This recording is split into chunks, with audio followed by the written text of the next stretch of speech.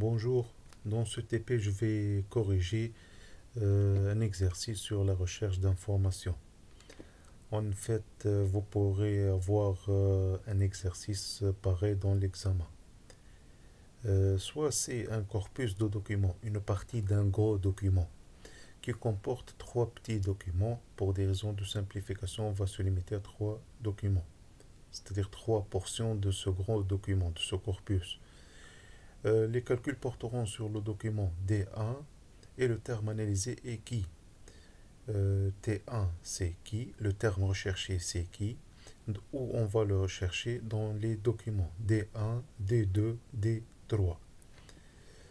Première question, calculer la fréquence du terme T1 dans chacun des documents D1, D2, D3. La règle à appliquer c'est simple, il s'agit de chercher le nombre d'occurrences du terme dans le document. Le nombre d'occurrences du terme qui dans ce document 1 est égal à 2, car qui se trouve, on trouve deux fois qui, c'est pour cela qu'on a mis 2. Et 38, comment on a obtenu 38?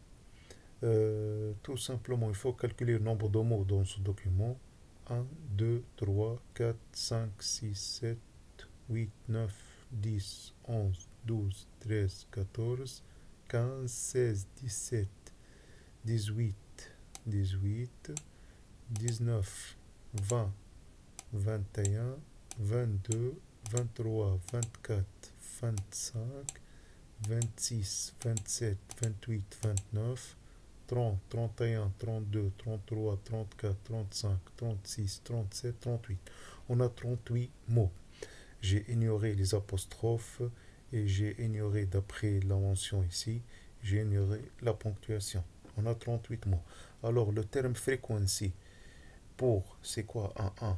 Pour le premier terme dans le premier document est égal à 2 sur 38. 2 c'est 2 qui est le terme à analyser dans le document 1 qui contient 38 mots. Pour le deuxième document, il n'y a pas le terme analysé qui, alors c'est 0 le terme frequency, la fréquence d'apparition du terme. Dans le troisième document, on a un seul qui, le terme analysé, alors c'est 1, 40 c'est 40 mots ici. Si vous allez calculer en ignorant la ponctuation par exemple, le point d'exclamation est à ignorer et les points sont à ignorer et les apostrophes, vous aurez 40 mots. Alors le terme frequency c'est 1 sur 40. Ça, c'est la réponse à la première question. 1, c'est qui. 40, c'est 40 mots. La fréquence d'apparition du terme, c'est 1 sur 40 dans le document 3. Deuxième question. Calculer l'importance du terme T1 dans le corpus C.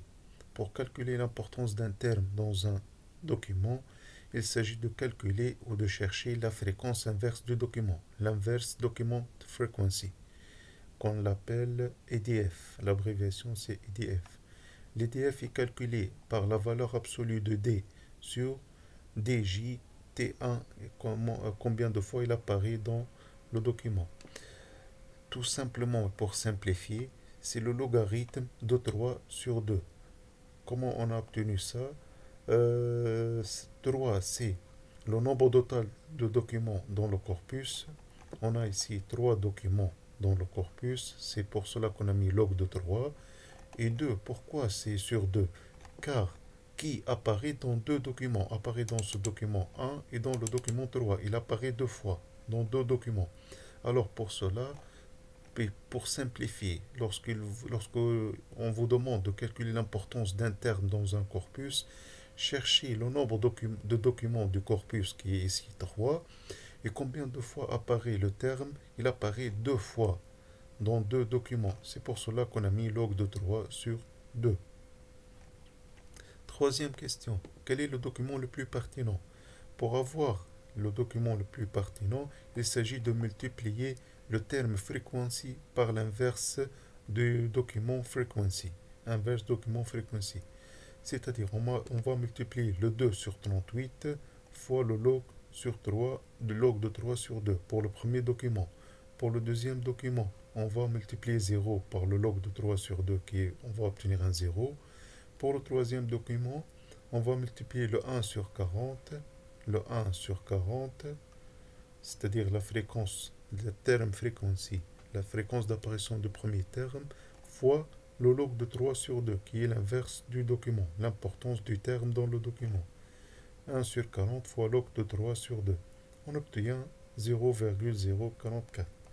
Alors, quel est le document le plus pertinent? C'est le document qui a l'indice le plus grand que l'autre. Ici, alors, le document le plus important, c'est le document 1, car 0,092 est supérieur à 0,0044. Alors, le premier document est le plus pertinent. C'est comme ça qu'on obtient le document le plus pertinent. Ça, j'ai essayé de simplifier le maximum la réponse aux 3 questions que normalement vous aurez dans votre examen. Merci pour votre attention.